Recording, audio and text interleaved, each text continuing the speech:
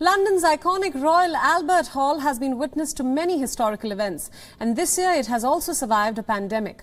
The prestigious cultural events venue turns 150 years old next year, and grand celebrations are now being planned with a bevy of famous musical performances. Here's a report.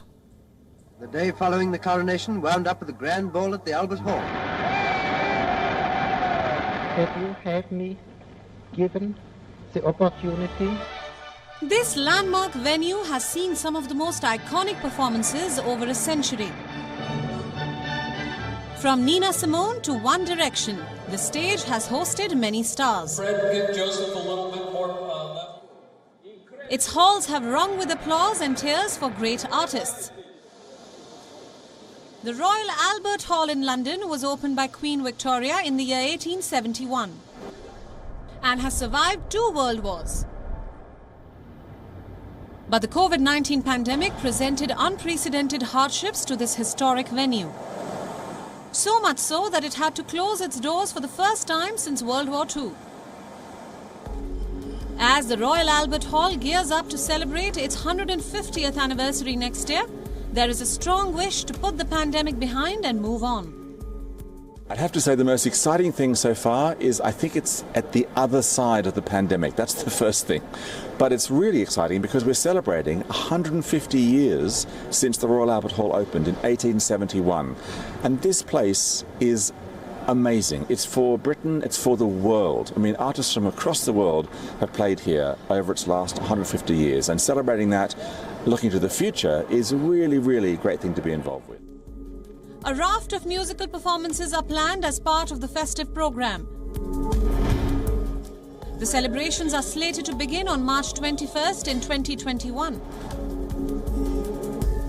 which marks 150 years since the venue was inaugurated.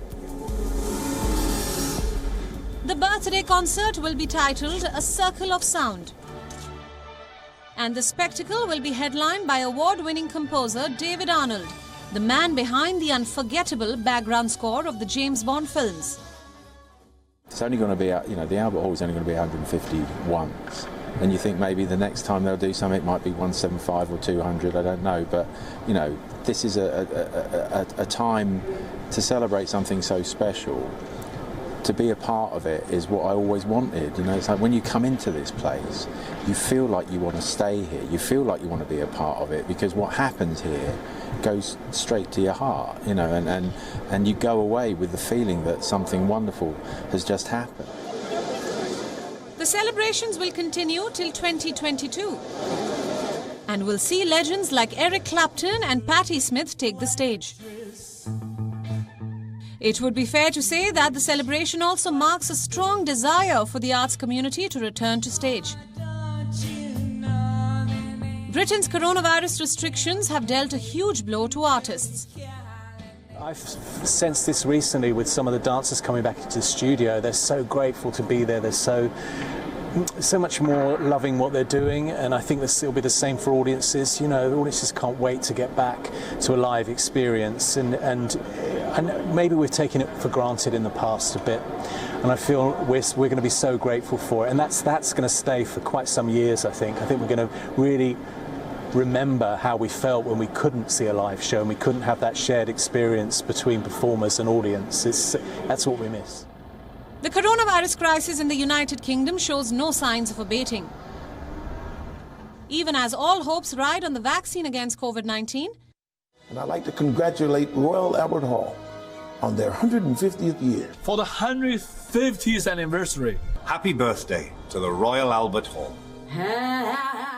The Royal Albert Hall's 150-year celebrations are offering a ray of light at the end of the tunnel. Bureau Report, WION, World is One.